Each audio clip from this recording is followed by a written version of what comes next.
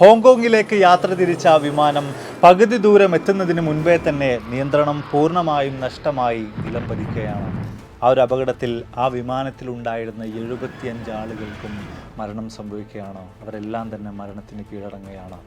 പക്ഷേ ഈ ഒരു വിമാനത്തിൻ്റെ ബ്ലാക്ക് ബോക്സ് പരിശോധിച്ചപ്പോൾ അധികൃതർ ഒന്നടങ്കം ഞെട്ടിത്തരിച്ചു പോവുകയാണ്.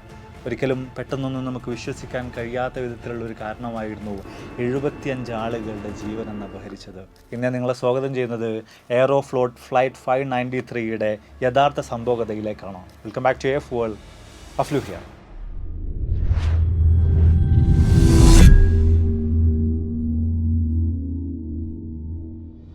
ആയിരത്തി 1994 മാർച്ച് മാസം 23-ാം തീയതി മെക്സിക്കോയിൽ നിന്നും ഹോങ്കോങ്ങിലേക്ക് പോകാൻ വേണ്ടി 13 മണിക്കൂർ നീണ്ട പറക്കലിന് വേണ്ടി എല്ലാ വിധത്തിലുള്ള തയ്യാറെടുപ്പുകളും നടത്തി ഒരുങ്ങി നിൽക്കുകയാണ് എയറോഫ്ലോട്ടിൻ്റെ ഫ്ലൈറ്റ് 593. വളരെയേറെ എക്സ്പീരിയൻസ്ഡ് ആയിട്ടുള്ള ആൻഡ്രോ എന്ന് പറയുന്ന പൈലറ്റാണ് ഇപ്രാവശ്യം ഈ ഒരു യാത്രയിൽ വിമാനത്തിൻ്റെ ക്യാപ്റ്റൻ ആയിട്ടുള്ളത്. അയാളുടെ അനുഗമിക്കുന്നതിന് വേണ്ടി കോ പൈലറ്റായിട്ട് വസിലിയേവിച്ച് എന്ന് പറയുന്ന ഒരു കോ പൈലറ്റ് ഉണ്ട്.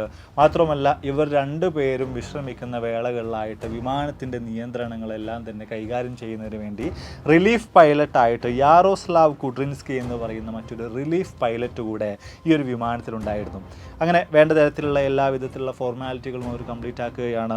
ഏറെക്കുറെ 63ഓളം വരുന്ന പാസഞ്ചേഴ്സ് ഈ ഒരു വിമാനത്തിലേക്ക് കയറി വരുന്നുണ്ട്. അതിൽ തന്നെ പരിശോധിക്കുകയാണെങ്കിൽ 30ഓളം വരുന്ന എയർലൈൻ ക്രൂ മെമ്പേഴ്സിൻ്റെ ഫാമിലി ആയിരുന്നു ഈ ഒരു വിമാനത്തിൽ ഉണ്ടായിരുന്നത്. മാത്രമല്ല ഈ കൂട്ടത്തിൽ ഈ ഒരു വിമാനത്തിൻ്റെ റിലീഫ് പൈലറ്റായിട്ടുണ്ടായിരുന്ന യാറോസ്ലാവിൻ്റെ കുടുംബാംഗങ്ങൾ കൂടെ ഉണ്ടായിരുന്നു. എന്തൊക്കെ തന്നെയായാലും വേണ്ട തരത്തിലുള്ള എല്ലാ വിധത്തിലുള്ള അനുമതികളും ലഭിച്ചതോടുകൂടിയിട്ട് മോസ്കോയിൽ നിന്നും ഹോങ്കോങ്ങിനെ ലക്ഷ്യമാക്കിക്കൊണ്ട് പതിയെ ഫ്ലൈറ്റ് 593 പറന്നുയരാൻ ആരംഭിക്കുകയാണ്. ഈ ഒരു അവസരങ്ങളിലൊക്കെ തന്നെ റിലീഫ് പൈലറ്റ് ആയിട്ടുണ്ടായിരുന്ന യാറോസ്ലാവ് തൻ്റെ വിശേഷങ്ങളും മറ്റൊക്കെ സഹ പൈലറ്റുമാരോട് നിരന്തരമായിട്ട് സംസാരിച്ചുകൊണ്ടേ ഇരിക്കുന്നുണ്ട്. അയാൾ അന്നേ ദിവസം വലിയ സന്തോഷത്തിലായിരുന്നു. അയാളുടെ കുടുംബാംഗങ്ങൾ, ഭാര്യയും 2 മക്കളും അന്നേ ദിവസം ആ വിമാനത്തിലുണ്ടായിരുന്നു. അവരുടെ ആദ്യത്തെ ഒരു ഇൻ്റർനാഷണൽ ഫ്ലൈറ്റ് കൂടെയായിരുന്നു അത്. എന്തൊക്കെ തന്നെയായാലും താൻ തൻ്റെ കുടുംബത്തെ ഓർത്ത്, തൻ്റെ മക്കളെ ഓർത്ത് വലിയ തോതിൽ തന്നെ അഭിമാനം കൊള്ളുന്നുണ്ട്. തനിക്ക് അവരെ വലിയ തോതിൽ ഇഷ്ടമാണ്. മാത്രമല്ല ഇന്നേ ദിവസം രാത്രിയിൽ ഞാൻ അവർക്കൊരു സർപ്രൈസ് കൊടുക്കാൻ പോകുന്നുണ്ട്. അങ്ങനെ തുടങ്ങിയിട്ട് നിരന്തരമായിട്ട് പല കാര്യങ്ങളും യാറോസ്ലാവ് തൻ്റെ സഹ പൈലറ്റുമാരോട് പറഞ്ഞുകൊണ്ടേയിരിക്കുകയാണ്. എന്നാൽ ഇതേ സമയത്തൊക്കെ തന്നെ ഈ ഒരു വിമാനത്തിൻ്റെ പൂർണ്ണ നിയന്ത്രണങ്ങളും ചുമതലകളും ഉണ്ടായിരുന്ന വിമാനത്തിൻ്റെ ക്യാപ്റ്റൻ ആൻഡ്രൂ തൻ്റെ ജോലികളിൽ മുഴുകിയിരിക്കുകയായിരുന്നു. പതിയെ മേഘങ്ങളെയും കാറ്റിനെയും ഒക്കെ കീറി മുറിച്ചുകൊണ്ട് ക്രൂസിംഗ് ആൽറ്റിറ്റ്യൂഡിലേക്ക് ആ വിമാനത്തെ ആൻഡ്രൂ എത്തിക്കുന്നുണ്ട്. അതിനുശേഷം വിമാനത്തിൻ്റെ നിയന്ത്രണങ്ങളെല്ലാം തന്നെ ഓട്ടോ പൈലറ്റ് സംവിധാനത്തിലേക്ക് അയാൾ മാറ്റുകയും ചെയ്യുന്നുണ്ട്. പിന്നെ വ്യത്യസ്തമായിട്ടുള്ള സംസാരങ്ങളും സംഭാഷണങ്ങളും ഒക്കെ തന്നെ നിരന്തരമായിട്ട് തുടരുന്നുണ്ട്. പല കാര്യങ്ങളും അവരവിടെ ഇരുന്നുകൊണ്ട് ചർച്ച ചെയ്യുന്നുണ്ട്. അങ്ങനെ ഏറെക്കുറെ 5 മണിക്കൂറുകൾ പിന്നിട്ട് കഴിഞ്ഞു കാണും. ഹോങ്കോങ്ങിലേക്ക് എത്താൻ ഇനിയും ഒരുപാട് മണിക്കൂറുകൾ സമയമുണ്ട്. അതിനാലൊക്കെ തന്നെ ചെറിയൊരു ക്ഷീണം തോന്നിയപ്പോൾ ആ ഒരു വിമാനത്തിൻ്റെ ക്യാപ്റ്റനായിരുന്ന ആൻഡ്രൂ ഒന്ന് വിശ്രമിക്കാൻ വേണ്ടി തൻ്റെ ക്യാബിനിലേക്ക് പോകാൻ വേണ്ടി തീരുമാനിക്കുകയാണ്. ഈ ഒരു അവസരത്തിൽ വിമാനത്തിൻ്റെ പൂർണ്ണമായിട്ടുള്ള ചുമതലകളും നിയന്ത്രണങ്ങളും ഒക്കെ തന്നെ വിമാനത്തിൻ്റെ റിലീഫ് പൈലറ്റായിട്ടുണ്ടായിരുന്ന യാറോസ്ലാവിനെ ഏൽപ്പിക്കാൻ വേണ്ടി അദ്ദേഹം തുനിയുകയാണ്. അങ്ങനെ എല്ലാവിധത്തിലുള്ള നിയന്ത്രണങ്ങളും ഏറ്റെടുത്തുകൊണ്ട് യാറോസ്ലാവ് ക്യാപ്റ്റൻ്റെ സീറ്റിൽ വന്നിരിക്കുകയാണ്. അദ്ദേഹം കാര്യങ്ങളൊക്കെ തന്നെ വീക്ഷിച്ച് എല്ലാം കൃത്യമാണ് എന്ന് ഉറപ്പുവരുത്തുകയാണ്. പിന്നെയും അവർ യാത്ര തുടർന്നുകൊണ്ടേയിരിക്കുകയാണ്. വളരെയധികം സമാധാനപൂർണ്ണമായ സന്തോഷപൂർണ്ണമായ ഒരു യാത്ര തന്നെയായിരുന്നു അന്നേ ദിവസം ഫ്ലൈറ്റ് 593യുടെ അകത്ത് സംഭവിച്ചുകൊണ്ടിരുന്നത്. ക്യാപ്റ്റൻ ക്ഷീണം കാരണം കിടക്കാൻ വേണ്ടി പോയി. അദ്ദേഹം പതിയെ കണ്ണുകൾ അടക്കുന്നുണ്ട്, പതിയെ ഉറക്കത്തിലേക്ക് വഴുതി വീഴുന്നുണ്ട്. ഏതാനും സമയം പിന്നിട്ട് കഴിഞ്ഞു കാണും. പെട്ടെന്ന് വെച്ചുകൊണ്ട് ഫ്ലൈറ്റ് ഒരു വശത്തേക്ക് ചെറുതായിട്ടൊന്ന് ചെരിയുന്നതായിട്ട് ക്യാപ്റ്റന് തോന്നി തുടങ്ങിയാണ്. അയാൾ പെട്ടെന്ന് തന്നെ ഉണരുന്നുണ്ട്. എന്താണ് സംഭവിക്കുന്നതെന്ന കാര്യത്തെക്കുറിച്ച് ഒന്ന് മനസ്സിലാക്കാൻ വേണ്ടി ശ്രമിക്കുന്നുണ്ട്. ഈ ഒരു യാത്രയിൽ മോസ്കോയിൽ നിന്നും ഹോങ്കോങ്ങിലേക്ക് പോകുന്ന യാത്രയിൽ ഇത്തരത്തിൽ വലിയൊരു കർവ് എടുക്കേണ്ട ആവശ്യം എവിടെയും വരുന്നില്ല. ഏറെക്കുറെ 180 ഡിഗ്രിയോളം വരുന്ന വലിയൊരു കർവാണ് ഇപ്പോൾ വിമാനം എടുത്തുകൊണ്ടിരിക്കുന്നത്. പക്ഷേ എന്തൊക്കെ തന്നെയായാലും ക്യാപ്റ്റന് യാറോസ്ലാവിനെ കൃത്യമായിട്ട് വിശ്വാസമുണ്ടായിരുന്നു. അയാൾ കാര്യങ്ങളൊക്കെ തന്നെ വീക്ഷിച്ച് നല്ല രീതിയിൽ വേണ്ട കാര്യങ്ങൾ ചെയ്യുമെന്ന കാര്യം ക്യാപ്റ്റന് ഉറപ്പായിരുന്നു. അതിനാലൊക്കെ തന്നെ അയാൾ വീണ്ടും സമാധാനിച്ചുകൊണ്ട് ഈ ഒരു കാര്യം ഓർത്തുകൊണ്ട് പിന്നെയും ഉറക്കത്തിലേക്ക് വഴുതി വീഴുകയാണ്. ഏതാനും സമയം പിന്നെയും കടന്നുപോയി കഴിഞ്ഞാണ് ഇപ്രാവശ്യം വിമാനം വലിയ തോതിൽ തന്നെ ചെരിയുന്നതായിട്ട് ക്യാപ്റ്റൻ അനുഭവപ്പെടുകയാണ്. അയാൾ വീണ്ടും ഞെട്ടി ഉണരുകയാണ്. എന്തൊക്കെയോ അരുതാത്തതായിട്ട് ഈ ഒരു വിമാനത്തിൽ സംഭവിക്കുന്നുണ്ട് എന്നൊരു തോന്നൽ വലിയ തോതിൽ തന്നെ അയാളുടെ മനസ്സിലേക്ക് കടന്നു വരാൻ ആരംഭിക്കുകയാണ്. അതിനടിസ്ഥാനത്തിൽ പെട്ടെന്ന് തന്നെ ക്യാപ്റ്റൻ കോക്പിറ്റിലേക്ക് ഓടാൻ ആരംഭിക്കുകയാണ്. പക്ഷേ തീർത്തും അപ്രതീക്ഷിതമായിക്കൊണ്ട് ആ ഒരു ചെരിവ് പിന്നെയും വലിയ തോതിൽ തന്നെ കൂടി വന്നുകൊണ്ടേയിരിക്കുകയാണ്. വിമാനത്തിലുണ്ടായിരുന്ന ആളുകൾ, പാസഞ്ചേഴ്സ് എല്ലാം തന്നെ എന്താണ് സംഭവിക്കുന്നതെന്ന് അറിയാതെ അലറിക്കരയാൻ ആരംഭിക്കുകയാണ്.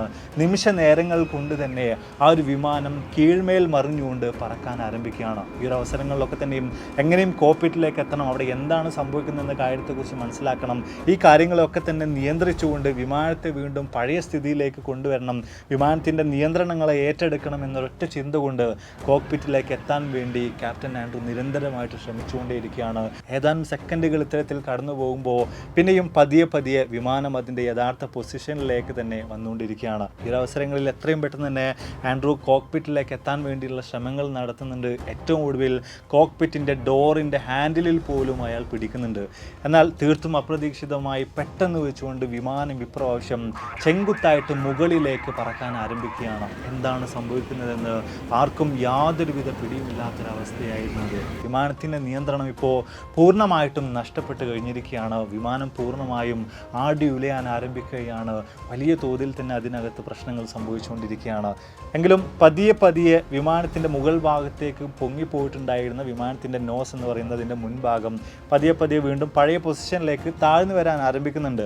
ഈ ഒരു അവസരത്തിൽ ഒരു വിധത്തിൽ പണിപ്പെട്ടുകൊണ്ട് വിമാനത്തിൻ്റെ കോക്പിറ്റിൻ്റെ വാതിലൊക്കെ തള്ളി തുറന്നുകൊണ്ട് ആൻഡ്രൂ അതിനകത്തേക്ക് കയറുന്നുണ്ട്. ആ ഒരു അവസരത്തിൽ അയാൾ അവിടെ കണ്ട കാഴ്ച അയാൾ അക്ഷരാർത്ഥത്തിൽ ഞെട്ടിക്കുന്നതായിരുന്നു. എങ്കിലും അതിനൊന്നും വകവെക്കാതെ അയാൾ നേരെ ഓടി ചെല്ലുന്നുണ്ട്. വിമാനത്തിൻ്റെ കൺട്രോളർ പിടിച്ചുകൊണ്ട് വിമാനത്തെ കൃത്യമായിട്ടുള്ള പൊസിഷനിലേക്ക് എത്തിക്കാൻ വേണ്ടിയുള്ള ശ്രമങ്ങൾ അയാൾ ആരംഭിക്കുന്നുണ്ട്. പക്ഷേ എത്രയൊക്കെ ശ്രമിച്ചിട്ടും അതൊന്നും തന്നെ വിജയത്തിലേക്ക് എത്തിക്കാൻ അയാൾക്ക് സാധിച്ചില്ല. നിമിഷ നേരങ്ങൾക്കുള്ളിൽ തന്നെ ചൈനയുടെ മലനിരകൾക്ക് മുകളിൽ ഫ്ലൈറ്റ് 593 തകർന്നു വീഴുകയാണ്. അന്നേ ദിവസം ആ വിമാനത്തിലുണ്ടായിരുന്ന പാസഞ്ചേഴ്സും ക്രൂവും ഉൾപ്പെടെ 75 ആളുകൾക്ക് ആ ഒരു അപകടത്തിൽ ദാരുണമായ മരണം സംഭവിക്കുകയാണ്. യാതൊരുവിധ പ്രശ്നങ്ങളുമില്ലാതെ പറന്നുകൊണ്ടിരുന്ന ഓട്ടോ പൈലറ്റ് സംവിധാനത്തിൽ തൻ്റെ ലക്ഷ്യസ്ഥാനത്തേക്ക് കുതിച്ചുകൊണ്ടിരുന്ന ആ ഒരു വിമാനത്തിന് പെട്ടെന്ന് വെച്ചുകൊണ്ട് എന്താണ് സംഭവിച്ചത്? എന്താണ് അന്നേ ദിവസം ആ കോക്പിറ്റിൽ അരങ്ങേറിയത്? എന്ത് കണ്ടാണ് ആ വിമാനത്തിൻ്റെ ക്യാപ്റ്റൻ ആൻഡ്രൂ അന്താളിച്ചു പോയത്, ആശ്ചര്യപ്പെട്ടു പോയത്? ഈ കാര്യങ്ങളെക്കുറിച്ചൊക്കെ തന്നെയും വിശദമായിട്ടുള്ള അന്വേഷണങ്ങൾ വിമാനത്തിൻ്റെ തകർച്ചയ്ക്ക് ശേഷം നടന്നിട്ടുണ്ടായിരുന്നു. ആദ്യഘട്ടങ്ങളിൽ തന്നെ എന്തെങ്കിലും തരത്തിലുള്ള ടെക്നിക്കൽ എററുകൾ കാരണമായിട്ടായിരിക്കാം, സാങ്കേതിക പിഴവുകൾ കാരണമായിട്ടായിരിക്കാം ഇത്തരത്തിലൊരു അപകടം സംഭവിച്ചത് എന്നൊരു അനുമാനത്തിലേക്കായിരുന്നു അധികൃതർ ആദ്യഘട്ടത്തിൽ എത്തിച്ചേർന്നിട്ടുണ്ടായിരുന്നത്. എന്നാൽ വിമാനത്തിൻ്റെ ബ്ലാക്ക് ബോക്സ് പരിശോധിച്ച് നോക്കുമ്പോഴാണ് ഞെട്ടിക്കുന്ന സത്യങ്ങൾ അവർക്ക് മനസ്സിലാക്കാൻ സാധിക്കുന്നത്. അന്നേ ദിവസം വിമാനത്തിലേക്ക് കയറി വന്ന ഉടനെ തന്നെ റിലീഫ് പൈലറ്റ് ആയിട്ടുണ്ടായിരുന്ന യാറോസ്ലാവ് പറഞ്ഞുകൊണ്ടേയിരുന്ന ഒരു കാര്യം ഉണ്ടായിരുന്നു. തൻ്റെ കുടുംബാംഗങ്ങൾ, തൻ്റെ ഭാര്യയും 2 മക്കളും ഈ ഒരു വിമാനത്തിൽ തന്നോടൊപ്പം യാത്ര ചെയ്യുന്നുണ്ട്. അവരുടെ ആദ്യത്തെ ഫ്ലൈറ്റാണ്. മാത്രമല്ല ഇന്നേ ദിവസം രാത്രിയിൽ ഞാൻ അവർക്ക് വേണ്ടി ഒരു സർപ്രൈസ് കൂടെ ഒരുക്കി വെച്ചിട്ടുണ്ട്. യഥാർത്ഥത്തിൽ ആ 2 കുട്ടികളെ കൊണ്ട്, യാറോസ്ലാവിൻ്റെ 13ഉം 15ഉം വയസ്സും പ്രായമുള്ള കുട്ടികളെ കൊണ്ട് അന്നേ ദിവസം രാത്രിയിൽ വിമാനം ഓടിപ്പിക്കുക എന്നതായിരുന്നു അയാൾ അവർക്ക് വേണ്ടി ഒരുക്കി വെച്ചിട്ടുണ്ടായിരുന്ന സർപ്രൈസ്. വിമാനത്തിൻ്റെ ക്യാപ്റ്റൻ ആയിട്ടുണ്ടായിരുന്ന ആൻഡ്രൂ വിശ്രമിക്കാൻ വേണ്ടി രാത്രിയിൽ തൻ്റെ ക്യാബിനിലേക്ക് പോയ അവസരത്തിൽ പാസഞ്ചർ സൈഡിൽ ഇരുന്നു കൊണ്ടിരുന്ന തൻ്റെ 2 മക്കളെയും യാറോസ്ലാവ് കോക്പിറ്റിലേക്ക് ക്ഷണിക്കുകയാണ്. ആദ്യം അയാൾ തൻ്റെ മക്കൾക്ക് ചെറിയ രീതിയിലുള്ള ഒരു ബ്രീഫ് നൽകുകയാണ്. വിമാനം ഓട്ടോ പൈലറ്റ് മോഡിലാണ് പോകുന്നത്, ഇന്ന കാര്യങ്ങളൊക്കെ ചെയ്ത് കഴിഞ്ഞാൽ ഇതിൽ വ്യത്യാസങ്ങൾ വരും, നിങ്ങളൊന്ന് ട്രൈ ചെയ്ത് നോക്കൂ എന്നുകൂടെ യാറോസ്ലാവ് തൻ്റെ മക്കളോട് പറയുന്നുണ്ട്. ആദ്യം ട്രൈ ചെയ്യാൻ വേണ്ടിയിട്ട് വിമാനം ഓടിക്കാൻ വേണ്ടി മുന്നോട്ടേക്ക് വന്നിട്ടുണ്ടായിരുന്നത് 13 വയസ്സ് പ്രായമുള്ള യാറോസ്ലാവിൻ്റെ മകളായിരുന്നു. അവൾ നേരെ വിമാനത്തിൻ്റെ സീറ്റിലേക്ക് കയറിയിരിക്കുകയാണ്. വിമാനത്തിൻ്റെ നിയന്ത്രണങ്ങളെല്ലാം തന്നെ തൻ്റെ ഉള്ളം കൈയിലേക്ക് ഒതുക്കുകയാണ്. അവൾ പൂർണ്ണമായിട്ടും ആ വിമാനത്തെ നിയന്ത്രിക്കുന്നുണ്ട് എന്നവളെ തോന്നിപ്പിക്കുന്നതിന് വേണ്ടി യാറോസ്ലാവ് ചില മാറ്റങ്ങളൊക്കെ തന്നെയും ആ വിമാനത്തിൽ ചെയ്തു വെക്കുന്നുണ്ട്. എന്തൊക്കെ തന്നെയായാലും ആ വിമാനത്തിൻ്റെ കൺട്രോൾ കോളം ഉപയോഗിച്ചുകൊണ്ട്, വിമാനത്തിൻ്റെ കൺട്രോളർ ഉപയോഗിച്ചുകൊണ്ട് അതിൻ്റെ ദിശയിലും മറ്റുമൊക്കെ ചില വ്യതിയാനങ്ങൾ വരുത്താൻ വേണ്ടിയുള്ള ശ്രമങ്ങൾ ചെറിയ തോതിൽ ആ പെൺകുട്ടി ചെയ്യാൻ ആരംഭിക്കുകയാണ്. പക്ഷെ ഒരിക്കലും അത് വലിയ തോതിൽ ആ വിമാനത്തെ വിമാനത്തെയോ അതിൻ്റെ യാത്രാപഥത്തെയോ ഒന്നും തന്നെ ബാധിച്ചിട്ടുണ്ടായിരുന്നില്ല. അതിനുശേഷം രണ്ടാമതായിട്ട് യാറോസ്ലാവിൻ്റെ 15 വയസ്സ് പ്രായമുള്ള മകൻ ആ ഒരു സീറ്റിലേക്ക്, പൈലറ്റിൻ്റെ സീറ്റിലേക്ക് കയറിയിരിക്കുകയാണ്. പക്ഷേ അയാളുടെ മകളെപ്പോലെ ആയിരുന്നില്ല മകൻ. റെസ്ലറൊക്കെ ആയിട്ടുണ്ടായിരുന്ന അവൻ നേരെ ചാടി സീറ്റിൽ കയറി ഇരുന്നതും വിമാനത്തിൻ്റെ കൺട്രോൾ കോളം പിടിച്ചുകൊണ്ട് വലിയ ശക്തിയോടുകൂടി തന്നെ അവൻ പലതും ചെയ്തു കൂട്ടാൻ ആരംഭിക്കുകയാണ്. ഈ ഒരു അവസരത്തിൽ തന്നെ വിമാനത്തിൻ്റെ ഓട്ടോ പൈലറ്റ് സംവിധാനം ഓഫായി പോവുകയും അതിൻ്റെ കൺട്രോളറിലായിട്ടൊരു വാർണിംഗ് ലൈറ്റ് തെളിയുകയും ചെയ്യുകയാണ്. പക്ഷേ ഒരിക്കലും യാറോസ്ലാവ് ഈ ഒരു കാര്യം ശ്രദ്ധിച്ചിട്ടുണ്ടായിരുന്നില്ല. അയാളുടെ ശ്രദ്ധയിൽ ഈ കാര്യം പെട്ടിട്ടുണ്ടായിരുന്നില്ല. അതിൻ്റെ പ്രധാനമായിട്ടുള്ള കാരണം എന്ന് പറയുന്നത് താൻ മുൻപേ ഓടിച്ചിട്ടുണ്ടായിരുന്ന സോവിയറ്റ് മെയ്ഡായിട്ടുള്ള, റഷ്യൻ മെയ്ഡായിട്ടുള്ള വിമാനങ്ങളിലൊക്കെ തന്നെ ഓട്ടോ പൈലറ്റ് സംവിധാനം ഓഫ് ആയി കഴിഞ്ഞാൽ ഉച്ചത്തിലൊരു ശബ്ദം കേൾക്കുമായിരുന്നു, ഒരു വാർണിംഗ് സൗണ്ട് കേൾക്കുമായിരുന്നു. പക്ഷേ ഈ ഒരു വിമാനത്തിൽ അത്തരത്തിലുള്ള വാർണിംഗ് സൗണ്ടുകളൊന്നും തന്നെ അയാൾക്ക് കേൾക്കാൻ സാധിച്ചിട്ടുണ്ടായിരുന്നില്ല. ജസ്റ്റ് ഒരു വാർണിംഗ് ലൈറ്റ് മാത്രമായിരുന്നു തെളിഞ്ഞിട്ടുണ്ടായിരുന്നത്. അതിനാലൊക്കെ തന്നെയാണ് യാറോസ്ലാവ് വിമാനത്തിൻ്റെ ഓട്ടോ പൈലറ്റ് സംവിധാനം ഓഫ് ആയിട്ടുണ്ട് എന്ന കാര്യത്തെക്കുറിച്ച് ശ്രദ്ധിക്കാതെ പോയത്. മാത്രമല്ല പൈലറ്റിൻ്റെ സീറ്റിലേക്ക് ചാടി കയറിയിട്ടുണ്ടായിരുന്ന അയാളുടെ മകൻ പിന്നെയും കൺട്രോൾ കോളം തിരിച്ചുകൊണ്ട് വ്യത്യസ്ത തരത്തിലുള്ള മാറ്റങ്ങൾ അവിടെ ചെയ്തുകൊണ്ടേയിരിക്കുകയാണ്.